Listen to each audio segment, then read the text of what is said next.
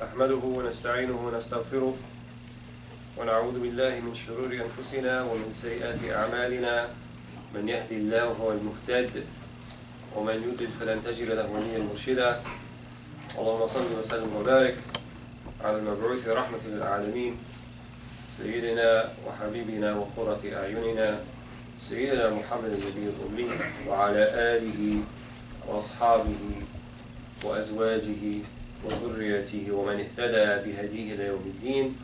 تركنا على المحجة البيضاء ليلها كنهارها لا يزيغ عنها إلا هالك.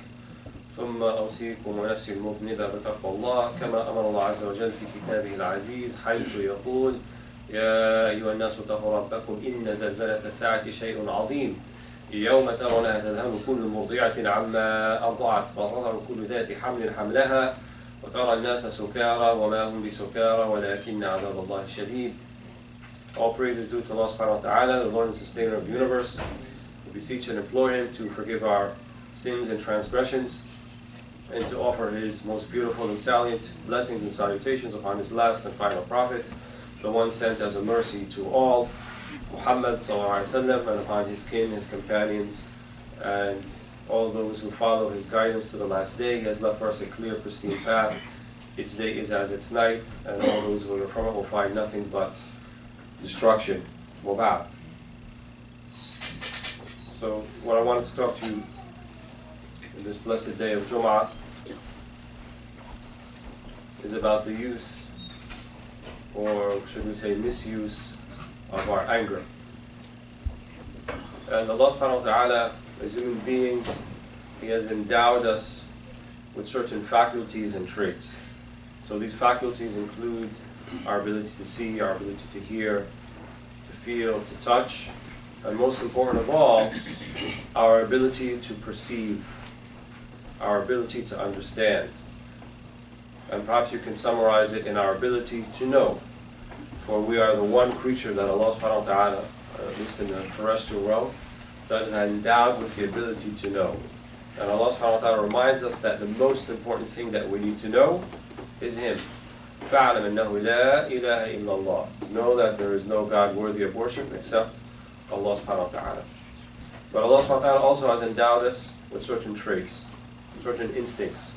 And in this, we are no different, and we share in common with many other creatures that Allah has created. And amongst those things that are in common with those creatures, our ability to become angry. And anger is an inherent aspect of the human condition. It cannot be entirely eliminated, nor should it be eliminated. But unfortunately, we've been seeing of late that anger, as an impetus, as a motivation, has been presented as something that can further one's practice of Islam, and something that is indicative, if used in a particular manner, of the prophetic teachings. And more often than not, we find this is not the case. Because if we look at the haqiqah, the reality of anger, it's an emotion that is more or less based upon one's feeling of slight, of not receiving their due, not receiving their haqq, not receiving that what they feel to be entitled to. And none of those things could have anything to do with the deen. Why? Because as I mentioned in the very beginning, just a few sentences ago, the most important thing that we know is that La ilaha illallah. And La ilaha illallah also includes in this meaning that no one is entitled, no one is due praise, no one in the actuality of things is deserving of anything except Allah subhanahu wa ta'ala. And that means that no human being, in the reality of things, has done anything to deserve the great mercy and bounty and blessings of Allah subhanahu wa ta'ala. That is a debt we can never pay to Allah subhanahu wa ta'ala. So we don't look at it like a debt. We look at it as a relationship where Allah subhanahu wa ta'ala has endowed us with everything, He has blessed us with everything, and the most that we are treated to do, that we're asked by Allah subhanahu wa ta'ala to do, is to have adab with these blessings. And what I mean by adab, I mean the proper course of action, the proper belief, the proper states of the heart, for in order for us to not only realize these blessings, but to secure them, to keep them with us. إِنَّ اللَّهَ لَا يُغَيِّرُ مَا بِقَوْمٍ حَتَّى يُغَيِّرُوا مَا بِأَنفُسِهِمْ. One of the understanding of this verse, that Allah does not change the condition of a people until they change that which in themselves, that Allah will maintain those blessings. They will remain with you unless you do something to change that. Unless you sow something, you harvest something in the earth that causes this to be changed. And Allah reminds us that there are certain actions that we can do collectively or individually that will precipitate the diminishing and perhaps the loss of these blessings. So when Allah subhanahu wa ta'ala tells us in the Quran, ظَهَرَ الْفَسَادُ فِي الْبَرِّ وَالْبَحْرِ بِمَا كَسَبَتْ أَيْدِي النَّاسِ, that fasad, corruption and oppression and wrongdoing in general have appeared in both the land and the seas by virtue of that which people have done, what they have reaped with their own actions. Here the metaphor with their hands, with their own actions. And so these things can be precipitated. We can bring them about ourselves. So then why the anger? Right? Why the anger for things not going our way? Why the anger for dashed hopes and missed expectations? Because it's that inherent trait within us that feels that we are entitled, that feels that we are deserving. And so it can never be the source of something good. And unfortunately, many of the khutbah and many of those people who present the deen talk about anger, or maybe not even talk about it, but use it in a manner so as to rile people up, so as to bring them about to a certain particular way of thinking. And unfortunately, more often than not, it's often used in very sectarian terms. Don't listen to these people. These people don't understand Islam. They're trying to ruin it. We must do something about it. We must fight them. This group is correct. This group is not correct. My way is correct. Their way is not correct. Don't you see what these non-believers are doing? Shouldn't that make us angry? And so on and so forth. But if we look to the teachings of the Prophet ﷺ, he didn't speak about people in this manner. He didn't refer to people in this manner. He didn't rile people's anger up. In fact, he did quite the opposite. He entreated them to have forbearance, to have patience, to have a long view of things, of how they're to come about. And oftentimes he is the one that had to quell the anger of some of the companions and quell the anger of some of the Sahaba.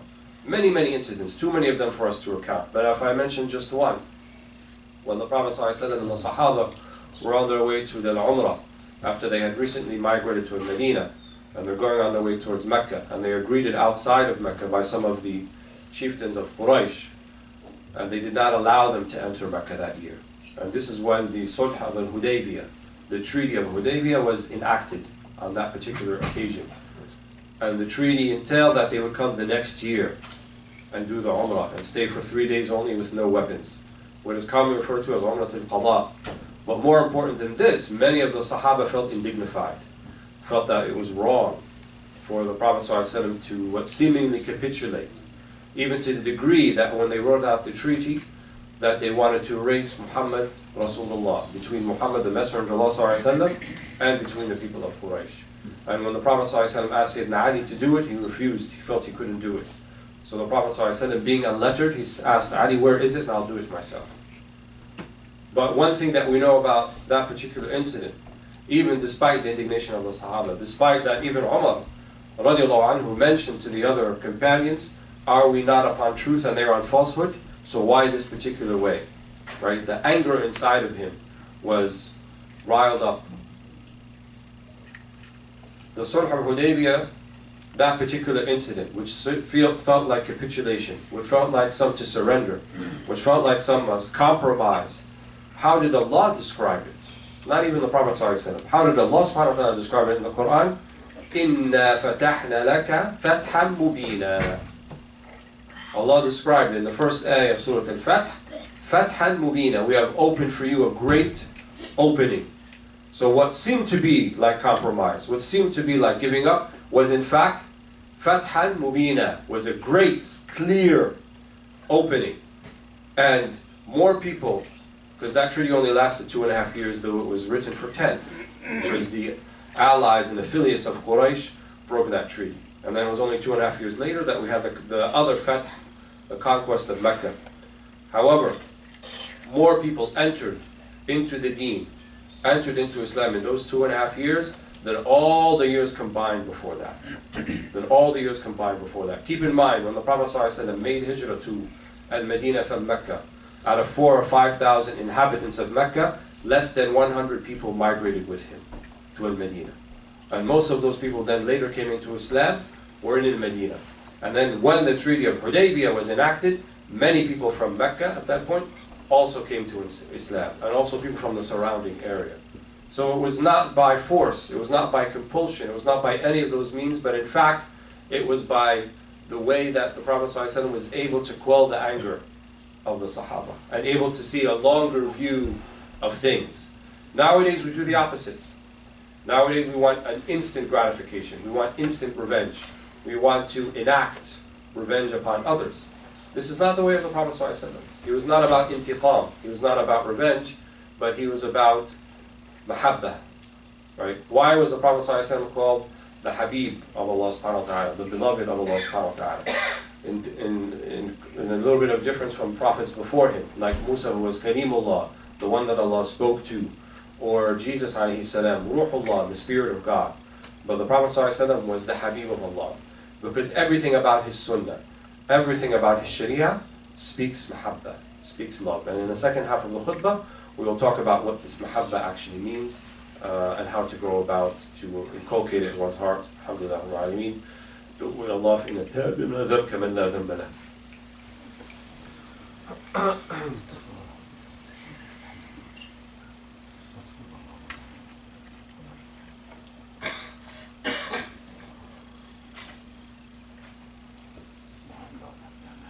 الحمد لله رب العالمين وأفضل الصلوات وأتم التسليمات على المبعوث رحمة العالمين سيدنا محمد وعلى آله وصحبه أجمعين وبعد. But before we get to muhabba, what about this anger? What about this ghadab? What was the Prophet ﷺ's advice about ghadab, about anger? One of the things that we notice if you read the hadith carefully of the Prophet ﷺ, that many of the things that he spoke about came in the form of a question. And the companions would come to him usually with a general type of question. They always wanted the best of things. They always wanted to do things that would be the best, or perhaps even the most facilitated or easiest in order to arrive at the best. So many of them would come and they would say, Awsini, give me advice. Or Dullini ala amalin, right? Give me some amal, some works, some deeds that I can do that would be the best for me. And the Prophet ﷺ, oftentimes if you read the hadith, you'll find that he gave different responses, either to different people or at different times. So often tailoring the response to the person in front of him. So on occasion, someone would ask him, what is the most beloved of acts to Allah subhanahu wa ta'ala? And he would say, as-salawat ala awqatiha. He would say that prayers at the beginning or in the very beginning of the time, on time. Another he would say, birr al-walidain, to show piety and to show ease and gentleness towards one's parents. On another he would say, jihadu fi sabilillah. He would say, jihad in the way of Allah subhanahu wa ta'ala. So different responses. One time a man came and asked him, give me advice, وأوجز, and make it concise. And the Prophet ﷺ told him, لا تغضب, do not become angry. And then the man said, zidni, give me more. He said, لا تغضب, the same thing, do not become angry. He asked the third time, zidni, and he said the third time, لا تغضب. So it's as if the Prophet ﷺ was giving him the keys, and it seems like the same response for 3 times.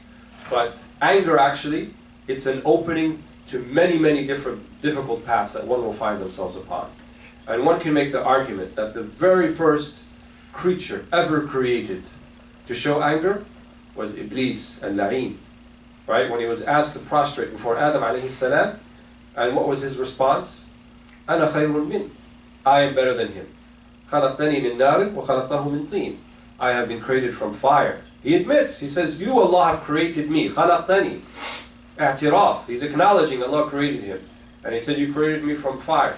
And then he acknowledges that Allah also created Adam, our father, alayhi salam.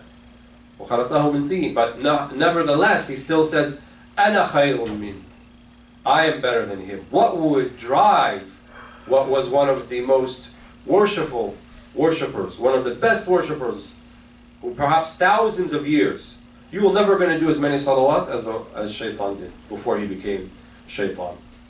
None of us will do that many. We're not going to live 5,000 years or however many thousands of years that he lived. We will never reach that. But his mistake, right, which shows that perhaps his salawat, his prayers, didn't have an effect on his soul, is that he had the audacity to challenge Allah subhanahu wa ta'ala because he felt entitled to something. And he felt entitled that he is not the one who should be prostrating before Adam. Perhaps it should be the other way around. And so Shaitan promised Allah subhanahu wa ta'ala, لَأُغْوِيَنَّهُ, I will delude them as much as I can. And the way that Shaitan deludes us is by the very same way he deluded himself. By giving us a sense of entitlement. إِنَّمَا الْغَضَبُ مِنَ الشَّيْطَانِ. Anger comes from Shaitan. He loves to build upon anger. What did he tell our father and our mother Adam and Hawa in paradise? How did he entice them to eat from the forbidden tree? He called it شَجَرَةُ الْخُلْدِ وَمُلْكٍ لَا يَبْلَى. In it you will find this tree of forever life and the kingdom that will never go away. In other words, he made them feel they were entitled to such a thing. This is what you deserve. And this is where our anger comes from.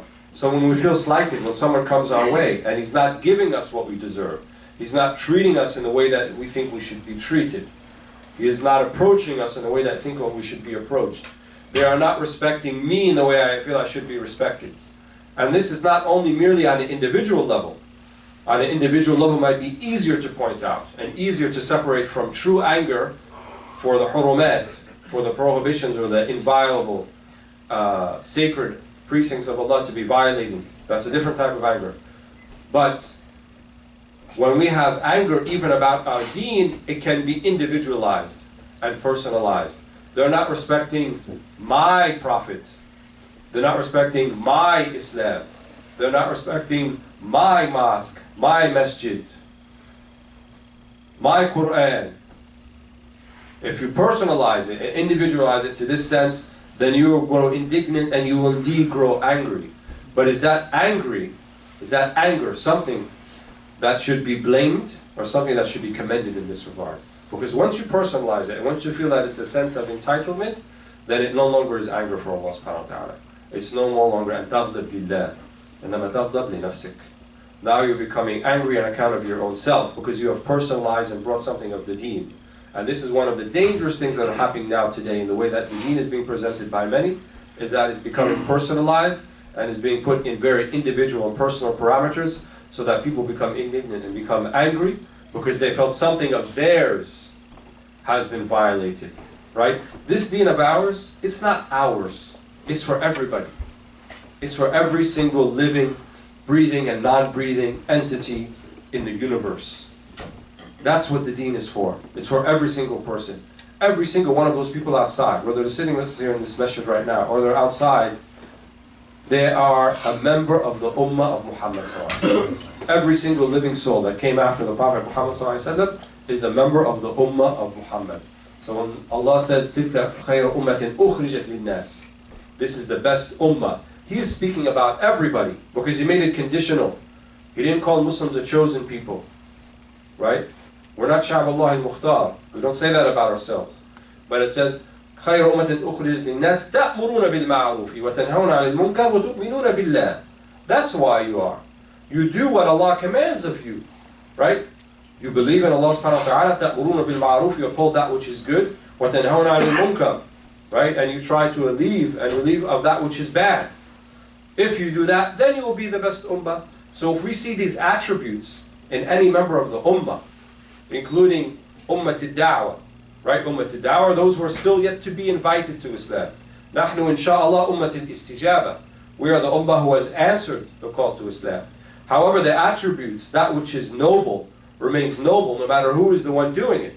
So if we see noble attributes in others who are not yet from the Ummat al-Istijaba, and they're from Ummat al-Da'wah, it's still a praiseworthy act. And if we see acts from Ummat al-Istijaba, us, Muslims, right, that are not in accordance with the prophetic teachings, that are not what Allah and His Prophet have ordered and have commanded to, then they are blameworthy, regardless of who does them, regardless of who perpetrates them, Muslim or non-Muslim, Ummat al-Da'wah, Ummat al-Istijaba or Ummat al-Da'wah, no difference. This is, ya akhwani, what we call insaf, right? Insaf means that you have to be as neutral and as accusatory and tough on yourself, or more so than you are on others. But we do the opposite. We are very easy on our souls, and we are quite difficult with other people when we evaluate their actions. But this is one of the lost traits, one of the lost sunan, al-insaf min al-nafs, right? When Allah says, قُولُوا قَوَّامِينَ لِلَّهِ وَشُهَدَاءَ وَلَوْ عَلَى أَنفُسِكُمْ وَشُهَدَاء لِلَّهِ وَلَوْ عَلَى أَنفُسِكُمْ, and be witnesses for God, even if it's upon yourselves, even if it's against yourselves. What else can that mean? Except that we have to hold ourselves in the highest standard, in the highest regard. This is where anger comes in. Don't use your anger, right, when you see the hurumat, when you see Allah's violations, Allah's sacred commands and precincts being violated. Don't let that become yours to be angry at others, but angry at yourself. Be angry enough about yourself, angry enough about your lack of action, your inability, your laziness, your tasweef, whatever you want to call it, so that you can do something about it within yourself. Right? Because it takes a lot of courage to do something that is different than everybody else. It takes a lot of courage to defy the status quo. It takes a lot of courage to wake up in the morning and think about, how am I going to live this day differently and better than the day before? And the Prophet ﷺ, he is the one that says, مَنْ اسْتَوَى يَوْمَهُ فَهُوَ مَغْبُونٌ, or كما قال صلى الله عليه وسلم, who his day are the same, his 2 days are the same, he has been cheated. Your 2 days will never be the same. Your day should be, in the coming day and the day after that, in ziyada. وَلَيْسَ فِي النُّقْصَانِ. It should be better and more. And it doesn't mean more profits. It doesn't mean more money. It doesn't even mean more children. It doesn't mean more of those things. But more of a knowledge. Because we are being created to know Allah subhanahu wa ta'ala. And it may not even mean more ibadah. It may not mean more deeds, more acts of following Allah subhanahu wa ta'ala, but more knowledge of Him. And Allah will give us different ways that we may know Him. He may give us a layla, a night of mihnah. He may give us a night of tribulation. And in that night of tribulation, or that one day or week, we may learn to grow more about ourselves, and in turn, learn to more about Allah subhanahu wa ta'ala than 1,000 nights of worship, or 1,000 nights of praying at night. So we have to open our eyes and be open to these opportunities, and not be distracted by the things that distract us, and not let our anger about other things get in the way. Because ultimately, anger is a type of arrogance, right? Because keep in mind, is Allah subhanahu wa ta'ala not the Lord of all these things that are happening around us? And is He not the one that let these things happen, or will these things happen? And if so, doesn't He have more of a right to be angry at them than us? But nevertheless, Allah subhanahu wa ta'ala has a plan about all these things. So who are we to have this type of i'tirad, this type of objection to all that goes on in the land, all that goes on in the universe, as if we understand how it should be better than Allah subhanahu wa ta'ala. Allah subhanahu wa ta'ala commands us to the good, and He commands us to have adab. And at the same time, when adverse things happen, when things of His command are violated, He also asks us to do certain things. Correct? But it doesn't mean that that should be a reason for us to object to God, or to object in the manner by which He creates things, and which things envelop and take their turn in the universe. We can never object to that. And that's exactly what Shaitan did. He objected not just to the command of Allah subhanahu wa ta'ala, he objected to even the will and intent of Allah subhanahu wa ta'ala. So don't fall into that trap. Don't fall into the trap of utter anger at everything that is happening. Anger at everything that is happening in the Muslim world. Anger at things that are happening here stateside. Anger at the Republicans. Anger at the Democrats. Anger at this. Anger at so forth. Use these things as an impetus, one, for self-reflection. Do you have any of those attributes that you're angry at outside? Because if you are, then you're a little bit of a hypocrite, and you're not angry about them within yourself. And number two, use them as a motivation, as a tool to change things, to do things. And the thing that you want to change, the changes you want to see outside will never take place. And I'm talking about us as a group. They will never take place unless we can learn to implement them within ourselves and change ourselves. If we change ourselves, we change our communities, we change our families, all for the better, we will definitely see, inshallah, those changes in everything else. Wallahu ta'ala a'la wa a'lam. Alhamdulillah rabbil alameen. قولوا اللهم اغفر لنا ذنوبنا وكفر عنا سيئاتنا وتوفنا مع الأبرار فينا بحلالك عن حرامك، طاعتك عن معصيتك، واغننا بفضلك عن من سواك. ما أرفع الشقاء والبلاء عن إخواننا في كل مكان، في الشام وفي العراق وفي أفغانستان وفي فلسطين وفي أفريقيا وفي بورما وفي باكستان وفي سائر بلدان المسلمين حيث يذكر اسمك. ونسأل الله سبحانه وتعالى أن يهدينا ويهدي بنا.